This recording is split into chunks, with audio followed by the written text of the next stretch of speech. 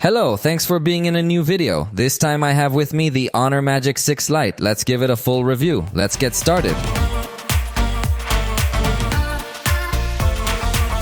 This device seeks to compete in the mid-range in a segment where there are several manufacturers their own proposals.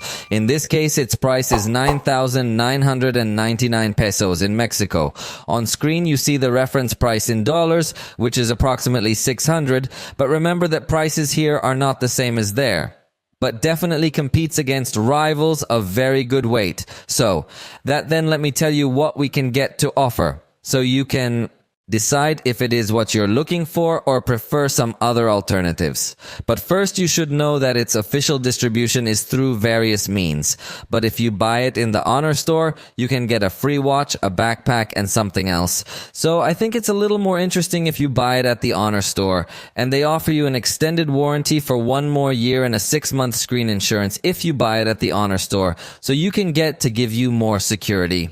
But surely over time it can also be applied in different promotions, and if you find it cheaper, it will surely become more attractive. Remember that in other regions this device is called HONOR X9B, so you can be aware of that. Now join me to know it completely. Let's start by talking about the design. On the front, we will find a very attractive design, not only because of the reduced bezels, because in this case it really comes to surprise. It looks like a very modern device, but it's also going to surprise in terms of resistance. I think that will be the most resistant because it integrates HONOR Shield glass, which is super resistant to falls. It has a 5-star certification from the SGS in Switzerland to ensure that it has drop protection of 1.5 meters, thanks to all the different mechanisms that it has to cushion the impacts and to the quite reinforced glass that it integrates. That is something very curious because usually when we see devices that integrate screen with curved glass, it gives us the feeling that it will be a device with greater fragility, but this is not the case. It really resists very well. I already did several drop tests that you can see. Oh, eso dolió. Ahí va otra caída. So, the resistance of the device on the front is extremely outstanding, in addition to being a very elegant and attractive device. Although obviously the plastic frame can get a little hurt before some falls, but it is natural. Here the remarkable thing is that the screen does not suffer any damage with these drop tests. On the right side we will find the power button along with the volume buttons in an extremely thin golden frame made of plastic. At the top we only have a microphone, while at the bottom is the slot to place the nano SIM card. A dual SIM version is available in some regions, but it may also vary depending on where you buy it, so check this before purchasing your device. Next we are going to find the USB-C port along with a microphone and finally the speaker. The left side is completely clean, it only lets us see this ultra-thin frame that it has. The device has a mambo thickness and is very delicate and very light, having a weight of 185 grams. Especially considering it has a great battery, which we will talk about later, but it does surprise the hell out of me that a device this compact has such a great battery. The back cover in this color is synthetic leather, so it really gives us a very soft touch experience. It also has curved edges, so it's very comfortable to hold in the hand. And in addition to this Solar Orange edition, it's available in another edition called Emerald Green and one more called Titanium Silver. In those other 2 editions, the back cover is made of glass, so it has a premium finish in that regard as well. And if you zoom in to see the camera, notice that the module comes with some texture around this camera as well, giving it a very attractive aesthetic touch. Although we will see later that the camera is not so spectacular, but at the design level it does get to stand out a lot. Finally, in terms of resistance, it is not submersible, so beware of any accident with water. The certification that integrates is IP53, so it resists splashes. In that sense, you could use it in the rain or next to some water without any fear that with some splash will be damaged, but you cannot be sure that at some point it will burn. Although HONOR makes several tests ensuring that you have a good performance, but we would like much more to see the IP67 certification at least. The screen is another very good point of this device. Its size is 6.78 inches and it has a resolution that some call 1.5K, that is 1200 by 2652 pixels to be very exact, which is the resolution that most of its competitors use.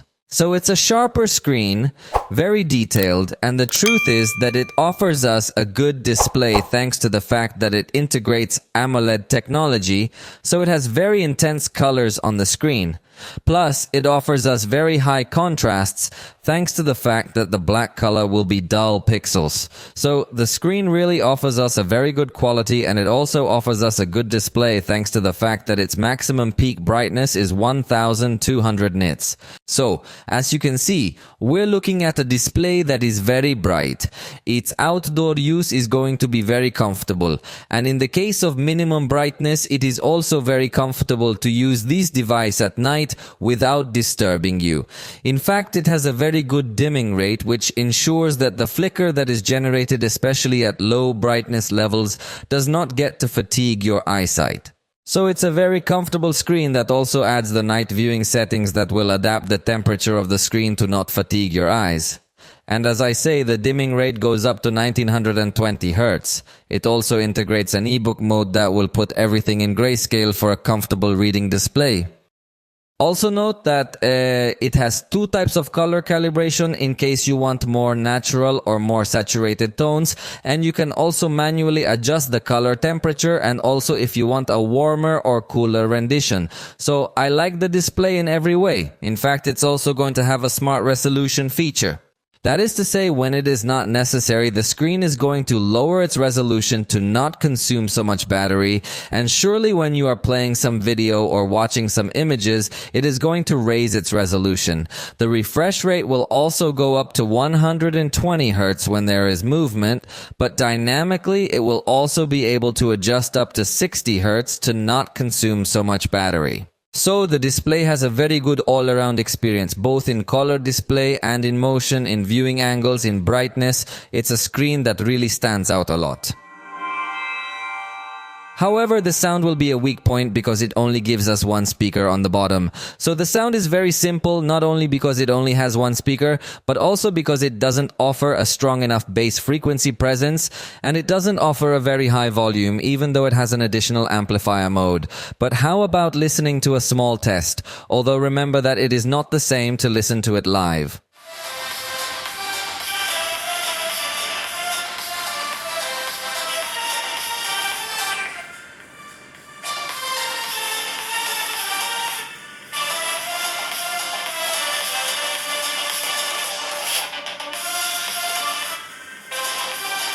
The sound experience will not only be simple at the hardware level, but also at the software level, as it offers us few options to customize our sound. For example, we can try to access a surround sound selector, but it is not available unless you connect headphones. At that time, some presets will be available, or you can also access a 10-band equalizer, but I insist that these settings are not available if you do not have headphones connected, and therefore the experience becomes much more limited. Also, as you may have noticed, there is no headphone jack. That could be a major absence, so you should use USB-C headphones or an adapter. Fortunately, the adapter does come included in the box. On the plus side though, if you're going to use Bluetooth headphones, you could use some that have the aptX codec because it does support it for slightly higher resolution audio, but the best part is that it also supports the LDAC codec for even higher quality headphones wirelessly. So it's a plus for the Bluetooth headphone experience. In fact, I might consider it a strength. Below you are going to listen to a test recorded with the microphones of this device. Esta es una prueba de audio grabada con los micrófonos integrados del HONOR Magic6 Lite, también conocido como HONOR X9B. The truth seems to me simple microphones that will not offer us a very remarkable quality, but in the mid-range we could not get so demanding. Next you will hear a test in which I recorded the sound system of my house at maximum volume to try to see if any distortion is generated in these conditions.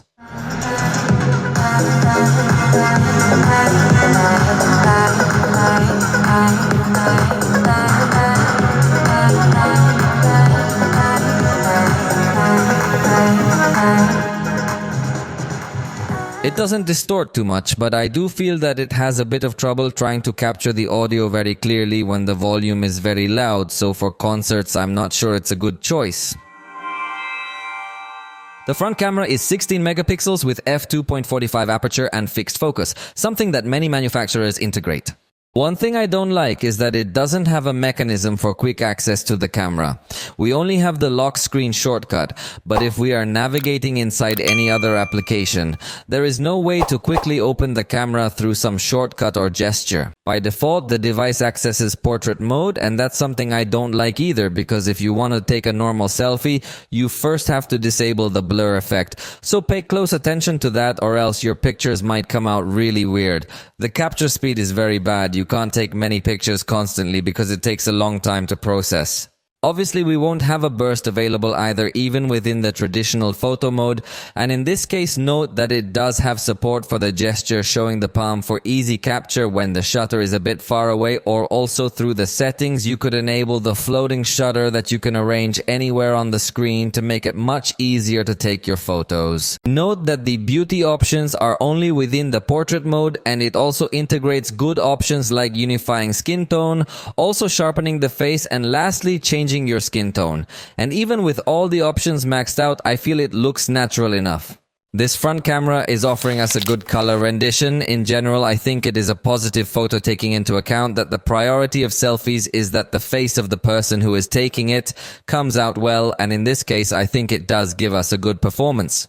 Just remember that it has fixed focus, so if you are too far away from the camera, there will be a little less detail, and the same will happen if you are very close, so there is an optimal distance at which the photo will come out with better detail.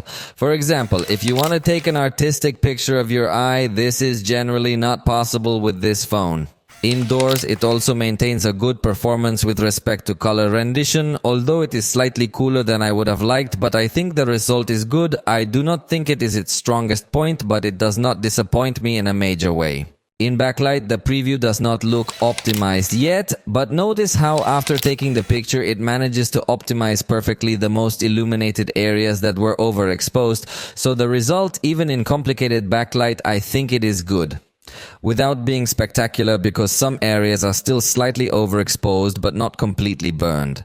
At night, the device will give us good quality pictures, especially with respect to color rendition, although as you notice it has a little more noise than we would like, but consequently it also has a good level of detail, as sometimes other devices, in order to eliminate noise, also eliminate various details, and in this case I think we find a good balance between the amount of noise and the amount of detail. Even in these night backlight scenes, which is super complicated, the result is very good directly with the automatic mode, and if you use the screen with flash simulation to illuminate the face, I think it improves even more. I only wish that the screen lighting would adapt the tone to have a temperature more similar to the one we have in the environment. But really, the front camera seems to me that it has a good performance. Even the portrait photography at night observes how it has a good result, although in this case it does not manage to balance in the same way the lights of the background.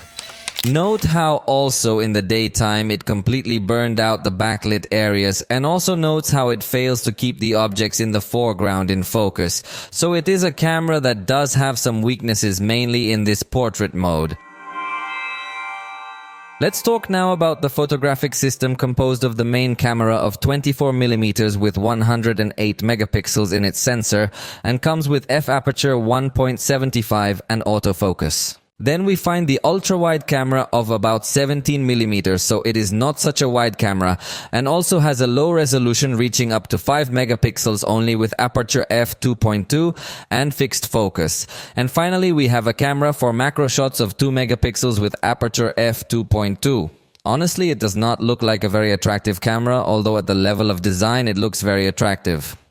Next, let's do a test trying to capture the number 3 to see more or less if the device takes a picture at the exact moment or not. Let's do a second test to be totally sure, and let's review the results. Notice how the device makes the capture even an instant before reaching the number 3. So it's a fast responding camera, even though it has some buffering, so you don't have to worry so much about pressing the button exactly at the moment. Even if you pressed it a little bit later, I think it can still give you the shot at the moment you want it to. And regarding the burst, note that it is capable of capturing up to 100 photos, but the capture starts very slow, and the other captures are also exaggeratedly slow, so it's not a burst you can brag about. In fact, note that it took practically a second and a half to be able to start the burst and then the captures. The truth is that they are not very nice.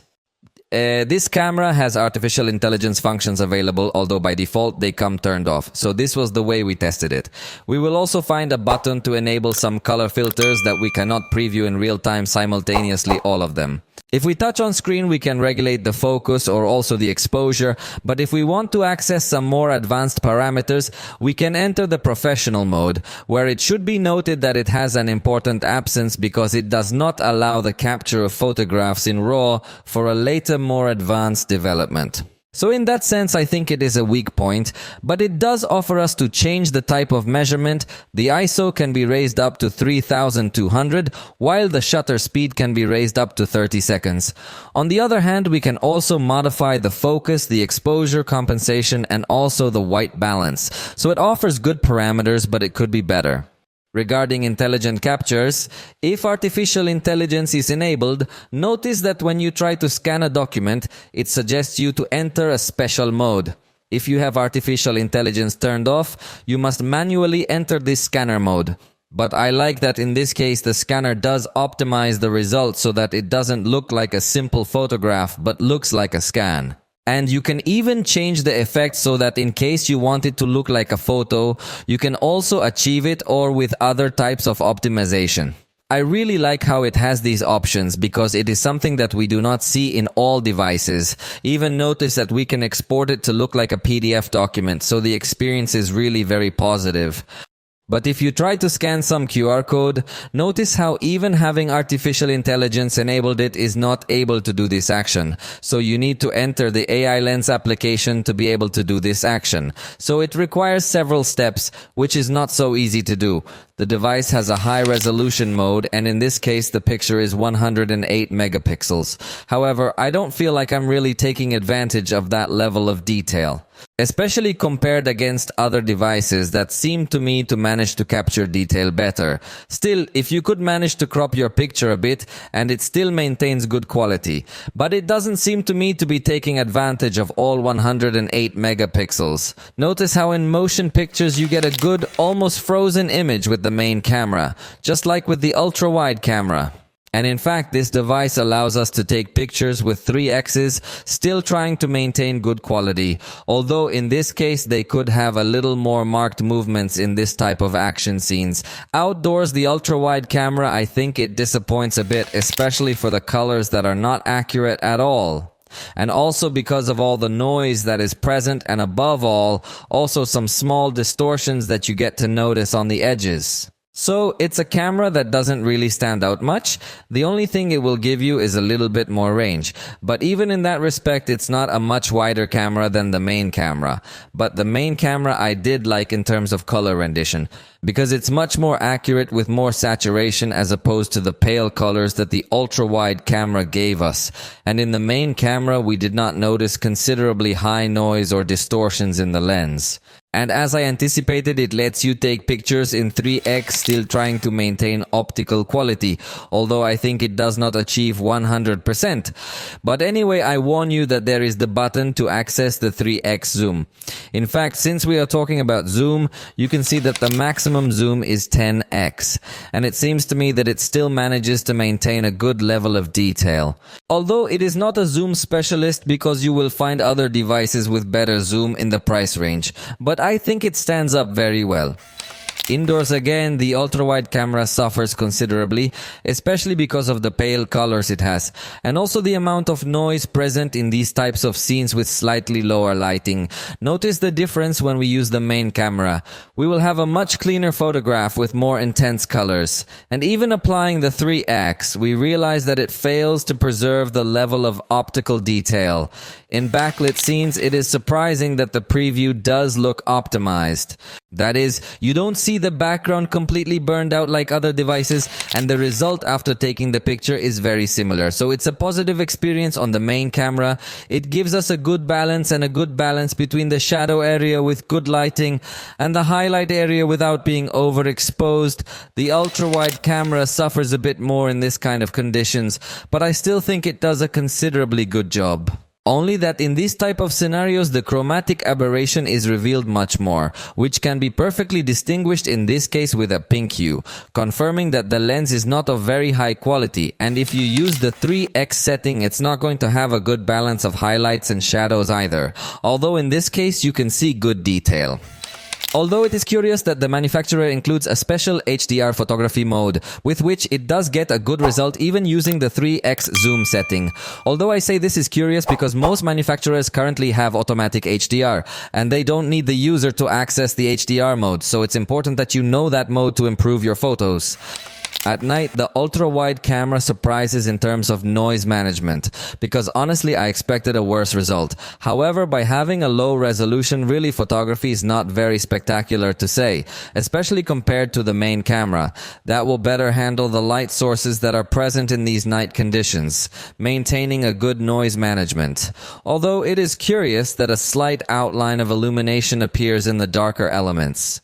So it looks like a bit of a strange photograph, but notice how using the night mode greatly improves the performance of this device at night, maintaining a good balance in the lights, but improving especially in the darker areas, where even though there is still some graininess and noise, a good picture is maintained. It even allows us to use the night mode with the 3x zoom setting, but not with the ultra-wide camera. And in darker areas, watch as the ultra-wide camera really shows its weakness. It's a very simple camera, and in the darker areas it even looks very strange, with very little level of detail. The main camera gets better at capturing detail, but it doesn't have a very accurate white balance, so it can get to complicate also this kind of pictures with a lot of darkness. And curiously, it was with the 3x setting where we had the best result. But watch how with night mode on the main camera, the result is much more accurate. So it is highly recommended that you use the night mode when you are going to take night shots, because of its long exposure. Even with the 3x setting also comes out a good picture in this mode. Regarding macro photography, notice how the main camera is able to adjust its focus on these small objects. In fact, it would be advisable to apply some digital zoom, to have a little more zoom, and have a very nice result. This was with the main camera. But notice the next picture. In this case, we are talking about the macro camera, and notice how its result is far inferior to what the main camera can give us, in terms of color and even in terms of level of detail. And the blur effect generated in the background, so the macro camera really seems very bad to me. And note that if the ultra-wide camera seems to you that it is not very nice in color and more, you could use the panoramic mode. And notice how we have better color capture. And it's still a panoramic photograph with a good resolution.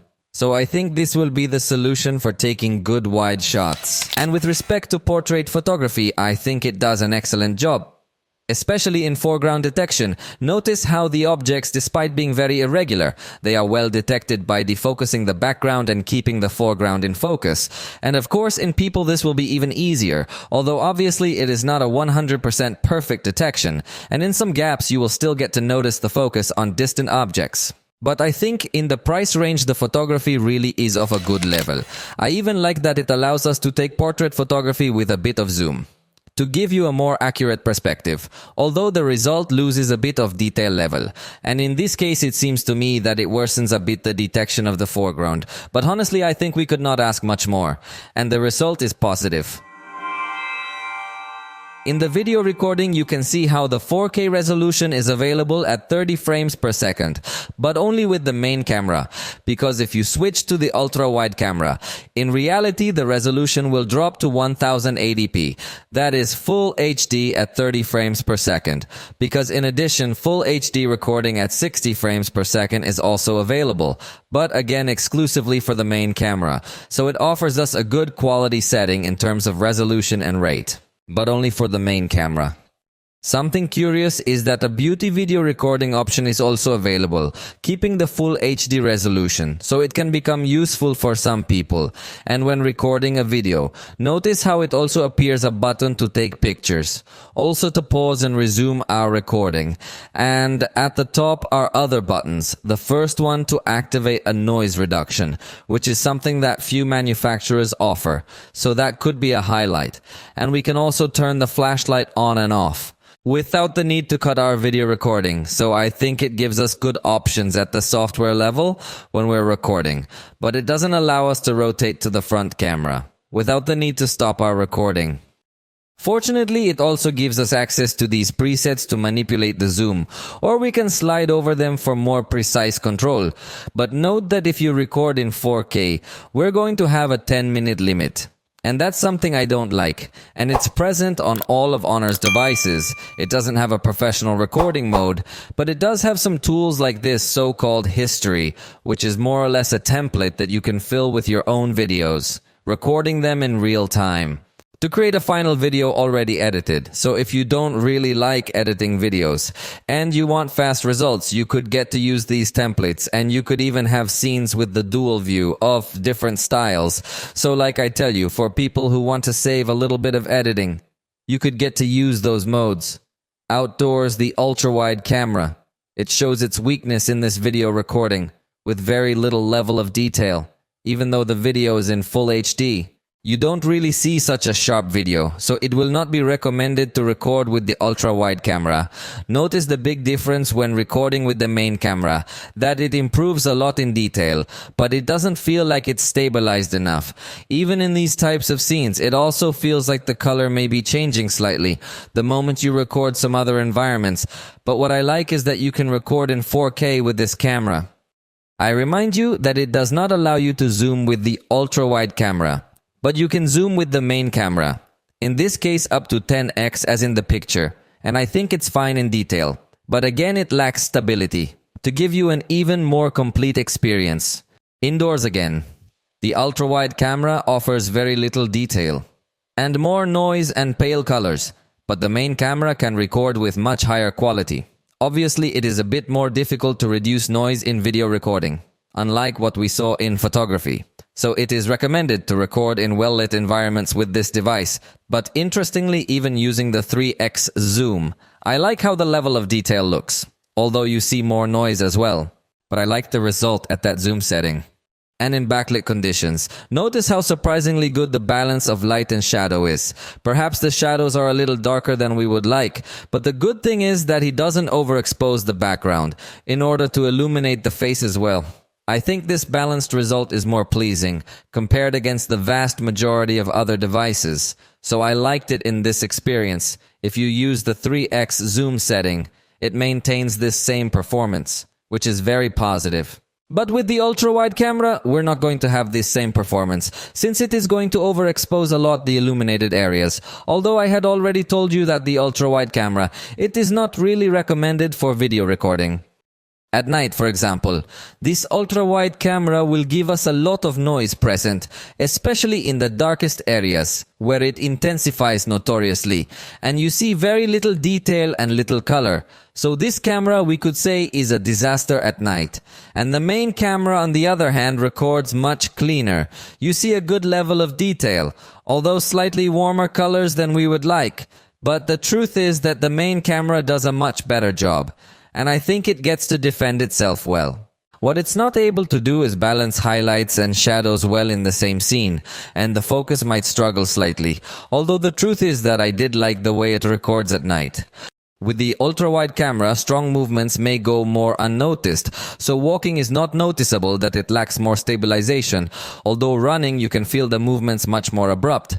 The main camera recording in 4K does not offer any stabilization, so even when walking the movements feel too intense, and when running you will obviously notice them even more. Although if you record in full HD you will have stabilization, which is much better when you're walking. And when you're running, it manages to disguise the movements in a better way, although the vibrations are still perceived a little. But it definitely improves a lot if you record in full HD. The device does not integrate any portrait video recording mode, but it does have a fast camera mode that goes in full HD at a very low bit per second rate, so you do not see well-defined movements. Besides that, in this fast camera mode does not allow us to adjust the speed. It only chooses the automatic setting. So first you saw a test of people's movements, and now you are seeing a test of how it would look like recording a landscape. So I would like it much better if it allowed us to have a manual setting, so that the user is the one who decides what they're going to record. The slow motion mode also seems very basic to me. Nothing more in HD at 120 frames per second, so it may fall short. Although obviously for simple publications it could be fine. And regarding the focus, notice that it doesn't seem to react as fast as I would like. I think the faces, it doesn't detect them on the spot, so you have to stay a bit longer for the focus to adjust. Plus, when shooting in 4K, the fact that it doesn't have good stabilization, definitely that feels very weird in the final result. The front camera also doesn't have stabilization. And that's another weak point, since even when recording in full HD, it feels like it doesn't go well stable in motion, plus the colors don't feel right. And you'll also notice that it has poor backlight performance, burning out the backlit areas too much. And obviously, being a mid-range device, we can't ask it for autofocus. That's why I insist that it's not a very remarkable camera. In this case, the front camera. It feels very weak compared against other competitors, indoors. The color rendering of this front camera when recording video, it's a bit cooler than I would like, but I think it doesn't suffer as much because of the even lighting it has. Unlike outdoors, where you might have some areas with too much lighting. And in the evenings, I think it does a still acceptable job, although it does illuminate its screen to try to better illuminate your face. So if you wear glasses, it could become too noticeable. And you could also get to notice a different color on your face because of the cool screen. But I think in the evenings, it could also record good enough, especially as I say, because the light is a little more even, unlike when you shoot outdoors during the day, obviously in the much darker scenes. The screen more or less lights up, but it's still a little bit insufficient. With the front camera, you also have a quick camera mode, which again is in full HD, nothing else, and with an automatic setting, and it has no front slow motion, nor portrait video recording mode. But it does integrate a dual recording mode, which can be useful for multiple people, in case you want to record the rear camera and the front camera at the same time. Only the resolution is HD. A bit wider, it's a little bit weird, it's not a traditional ratio. Sys to 9, but it retains zoom and autofocus functions, and it allows us to move the frame across our entire screen. So in that sense, the experience is good. It even allows us to also activate a button to change the type of view. Then you can switch to a split screen with the front camera and the rear camera at the same time, keeping the same functions I was telling you about of focus and also zoom. And it also allows us to switch to the front only or only to the rear, all while we are recording. So the experience is very good. You could also record with the ultra wide. And the main one to highlight some detail. I like overall the implementation, but I would like it to be in full HD. Because as of today, this resolution, it could get to fall very short for many people. But possibly the dual recording mode. It is the best of this device. Let's talk about software, because we have some bad news. Since this device integrates Android 3, that is, it does not come updated from the factory. Although the customization layer, if it comes with macOS 7.2, we will definitely be waiting to update to macOS 8 with Android 14. And in that sense, the manufacturer promises 2 years of software updates with 3 years of security patches, which falls short compared to other manufacturers. Plus, if you consider that it comes outdated from the factory, you'd practically be getting just a software update, because it would go all the way up to Android 15. But most devices today, they come with Android 14, pre-installed out of the box. So that's a total weak point. But at the software level, they also offer us some customization options. For example, themes are available that you can select to quickly customize your device. And as you see in the theme store, there is a great level of customization for you to choose specifically how you want your phone to look. You can also download fonts, wallpapers, and other things. Then at the level of customization is very good, since it also has the always on display function. Remember that this allows us to have some covers always visible on our screen, even if we have our cell phone locked. And you can also access this cover store. Some of them are paid, and others will be free, but at the level of customization. Definitely that gives us very good options, since even in this screen always on, we can customize some text or some specific clock that we want to have. Notice that also on the home screen, we have a widget called Yo-Yo Suggestions. That is going to learn how we use our device, and it is going to suggest us applications, depending on the time of day. For example, if in the morning you usually open Facebook a lot, it will suggest Facebook at that time. And if in the afternoon you open a game, it will also suggest the access in this part. And not only access to applications, but also to quick settings in this part through artificial intelligence. Depending on the time of day, it can suggest you different aspects to activate of your device. And notice that inside the gallery, we will also be able to select text that we have captured digitally. In the gallery itself, we also have options to create a collage or an instant movie. Then we have good tools, so you can quickly start creating some content without the need to buy some other applications. In fact, note that if you select some videos, you can select the instant movie button, and automatically through artificial intelligence, it will analyze the best moments from those clips to generate a new video.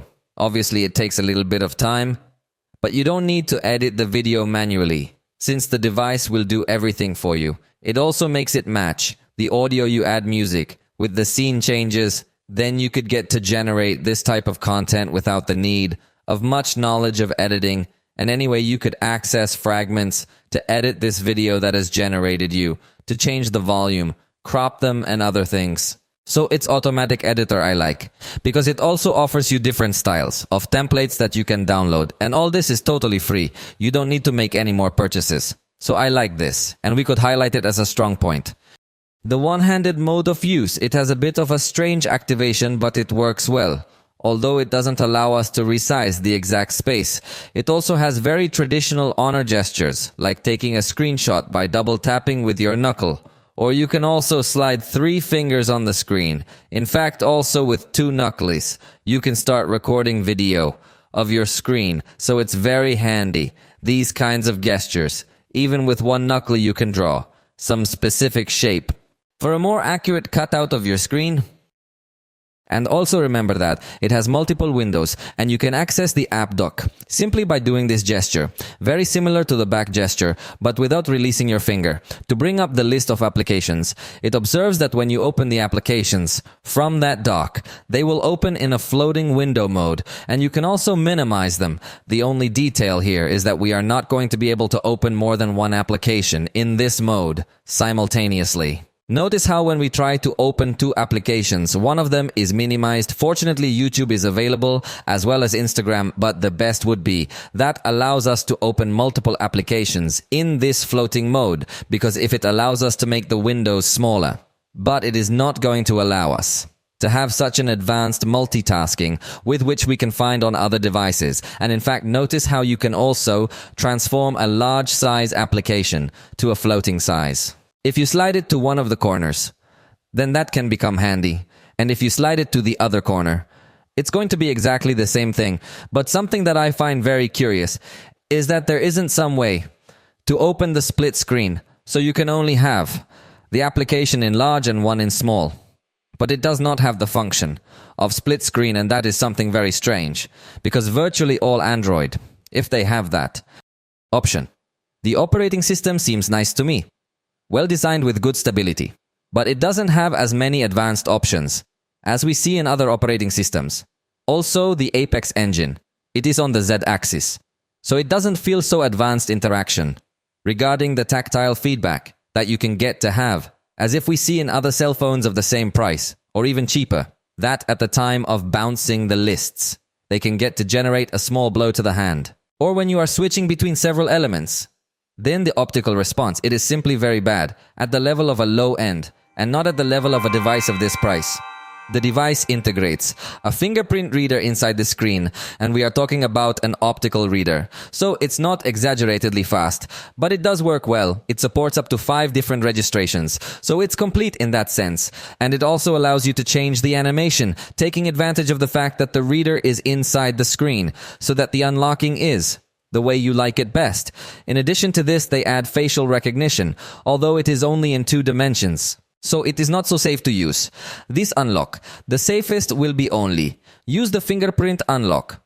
For convenience, you could add facial recognition, but also for convenience, you could add the smart unlock, which in this case comes with Google. So you can add trusted locations based on your location, or trusted devices, which can be some watch or some headphones, so that while you are in those environments, the lock screen is bypassed. It also has the password manager of HONOR, which is synchronized with other devices. If you enable the option, it is highly recommended that you enable this option so that in case you have a computer or a tablet of HONOR, you can share those passwords. Note how at the moment of logging in, you can automatically fill in a field, verifying by your fingerprint, and as I tell you, all this information is synchronized between your HONOR devices. Also, integrates application lock, so you can select which applications should check again through your fingerprint that it is you who is trying to access. And it also has the safe through which you can store files, images, videos, all again privately. However, we did not find a child mode that allows you to lend more safely your device to a little one, nor does it integrate the second space. But it does have the function of cloning some applications to have two accounts. of the application on the same device. And in addition to Google Play Protect, that offer you all Android, in this case to counter malware, notice that it comes with a partnership with TrustLock, which allows you to scan your device against any malware. And if you happen to lose your device, HONOR does not yet have its own implementation to find your phone with a map. In this case, you depend only on the implementation to find My Device from Google, which is a little less robust. Remember that they are also available. Google's digital wellness functions, where you can analyze the time you consume in each application and manage your kids' devices to set them some limits, and finally in emergency matters. Also remember that you can press 5 times the power button to launch an emergency call.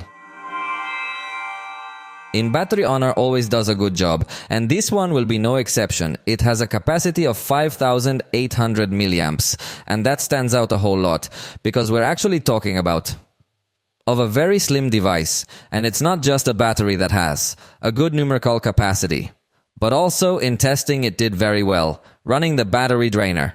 In close-up it reached about 4 hours and 54 minutes, so that's a very good time, considering it's working in close-up. But what I like the most is that it manages perfectly well the background applications. So having in the background the drainer and in the foreground YouTube, it reached 11 hours with 16. So it's really amazing, the battery life that it's able to give us.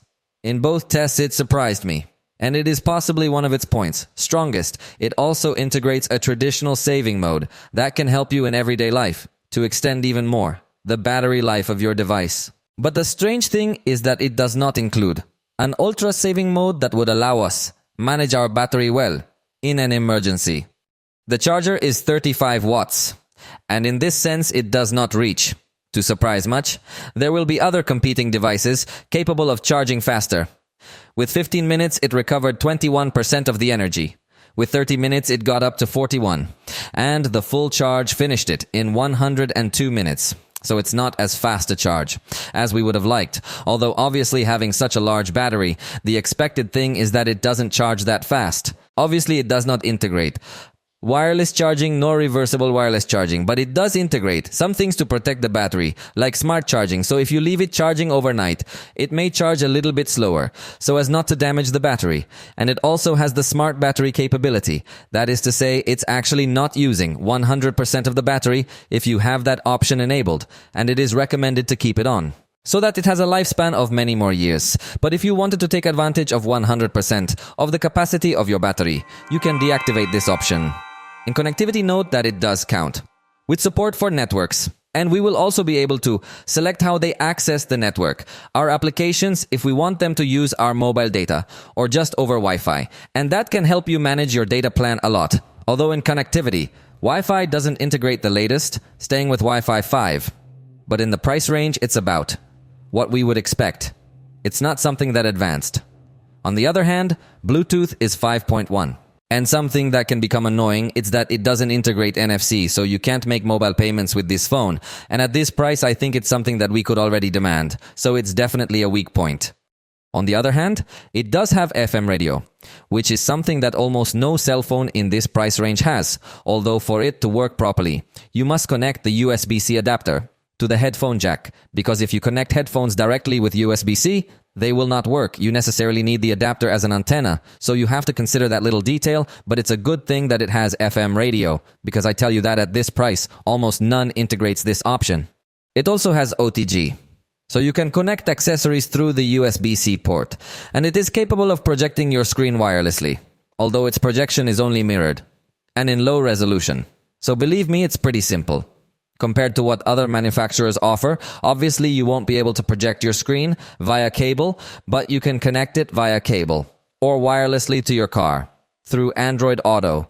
And in the sensors, it comes with accelerometer, geomagnetic field sensor, orientation sensor, gyroscope, light sensor, and a virtual proximity sensor, so it's not that easy to enable it, and it might give you some inconsistencies when using your cell phone. In calls, or when listening to WhatsApp audios. That's a point that I didn't like. And it's also going to come with gravity sensor, linear acceleration, and rotation vector. Let's talk about the ecosystem. Because in this case, we definitely do. We have a very strong point in Honor's favor. Because not only do they have cell phones, but they are also available several Magic Book, with which you have an excellent interaction. You can even control your cell phone from the computer, and much more. To transfer files, we're also going to find the tablets, which are the Honor Pad, or also Honor Pad X. And in the case of wearables, there's also the Honor Watch, or also the Honor Watch, or also the Honor Band. So definitely that's a very positive thing.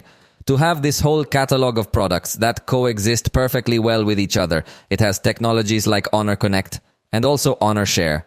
That if you combine them with the Android ecosystem through Google Quick Share technologies and Google Fast Pair, we will have an excellent interaction between multiple devices. So the Honor ecosystem looks very robust in the devices section, although not so much in the services section or cloud. Since Honor does have its cloud, but it's only going to let you sync notes, calendar, and Wi-Fi, in addition to passwords, but it doesn't let you back up your photos or much heavier information. So Honor's cloud is still very simple, and it relies on Google Drive and the free storage it can get you. In fact, also on the control of Internet of Things devices. Honor doesn't have any services of its own, but you depend on Google Home in case you want to connect your lights or some other smart home accessory. Let's get to the performance test while I tell you what has the Snapdragon 6 Gen 1, a processor that very few manufacturers had used so far, accompanying it, 8 GB of RAM with another 8 GB of Honor's Turbo RAM, which is usually very good, as you can see it took, in opening each application, showing little power. Really, the power of the processor can be quite limited in this regard because in the price range, you will find much more powerful devices, even browsing, within some applications. You'll notice that actually. It's not a device with a lot of power. It's not going to stand out. Although for a large number of users, the power of this processor, it can become sufficient. But if you are one of the most demanding, you could definitely get to notice that the processor opens a little slow. The applications and navigation within applications, it could also become slightly stumbling at times. Although it's really something that is not so noticeable. For the vast majority of users, I insist that for many, this power is going to be enough. What I love about Honor and of this device, it is the good RAM management, already in itself with the physical RAM of 8 GB. It has something very positive. But if you consider that, they add to it another 8 virtual gigabytes with Honor's Turbo RAM. Believe me, it's a very nice feature. I just insist that the processor, it could cause those kinds of stumbles like the one you just saw. But it will be virtually impossible to see reboots in applications because this Turbo RAM is perfectly well managed, so watch how we can switch between several applications without the device presenting some reboot. So that function, if I really like.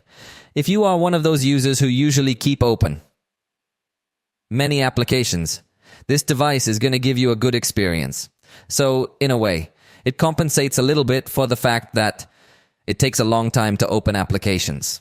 Compared against other devices in its range, let's do as well our test of exporting a video. With total duration of 1 minute, in this case the videos were recorded in 4K. And let's see how long it takes in doing this process, which can become a bit complex for this processor. And that's it. It's unbelievable to bad that it took so long, 1 minute and 20 seconds, demonstrating that this processor goes more focused on much cheaper devices The ideal will be to edit video in full HD with it, but in this price range. We do the test by exporting video in 4K, and this device really didn't do well on the storage if there is a good news, because it has 256 gigabytes, so we have a very good amount of space, but consider that it doesn't have micro SD, so you can't expand beyond that. It's a good internal space anyway, but even in competitors, you can find other devices that will allow you to further expand the internal storage. Curiously, within the applications, we will not find some game manager, but see how, if you enter the settings, in the category of applications, actually if there is a game manager, that will allow you to add to this list the games that you want to have, this special tool. Then when we execute a game, notice how it immediately gives us the notification that special tools were enabled. And notice how we have a panel where you can select between a game mode or a performance balanced mode. We are also going to be able to modify the brightness of the screen to activate a do not disturb mode to avoid any interruption. We will also have the prevention of some gestures on the screen to avoid some accidental interruption. And it also has an option of game filters to modify a little the representation of colors and to have a better visualization. You can also make screenshots in image or video screen recordings. And finally, it will also allow you open applications in floating window so that you can answer a message without the need to leave your game. So it is a good suite of tools called Game Manager. But honestly, other manufacturers, they offer you even more tools in this section.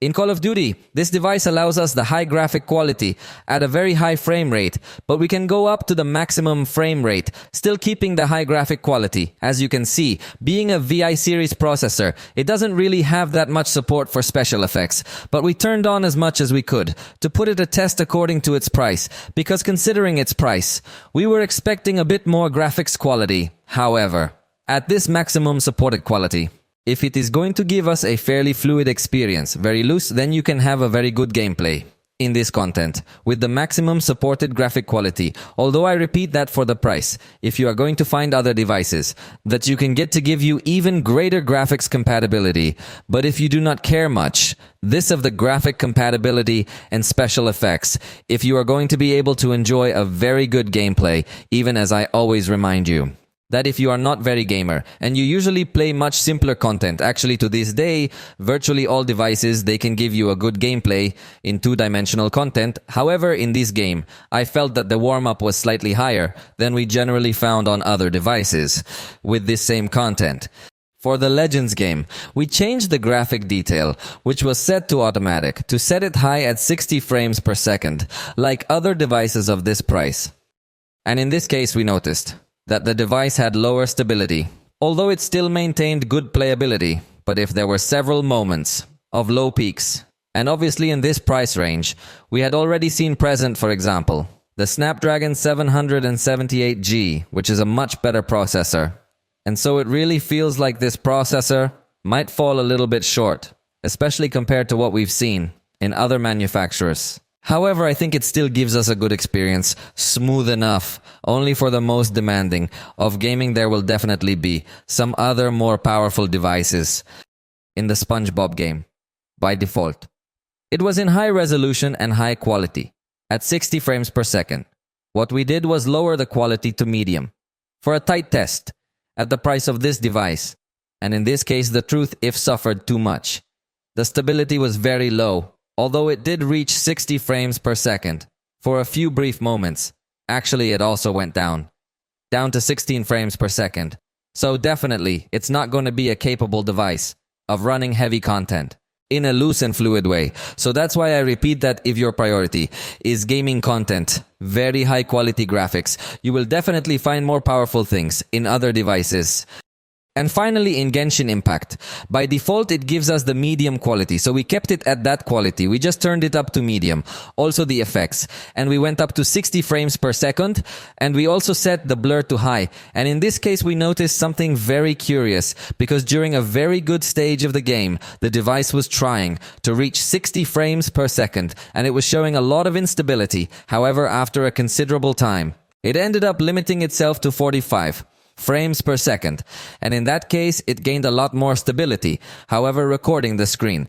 It can also come to suffer more than we would like. However, to make a game this heavy, I think it performed well, even recording your screen. Here the thing to note is that it gets to warm up, also in a big way, reaching 44.4 degrees Celsius on the outside, and that obviously can become a little uncomfortable for the most demanding gamers, especially considering we didn't choose a very high graphics quality. However, if your priority is not gaming and you are a casual gamer, definitely the experience is going to be good enough. I think it stays unacceptable, but I insist that you shouldn't care. Too much power. So we conclude that it is a device that has very strong points, but at the same time it has very weak points. So you as a user should consider to which you are going to give priority. The screen and its resistance is excellent, the battery is also excellent, but obviously the cameras could fall a little short, especially in video recording, and with respect to the processor, it can also come up short for the most demanding. For the moment, this has been all for this video. I hope you liked it. If you did, you know you can tell us about it, and we'll see you next time.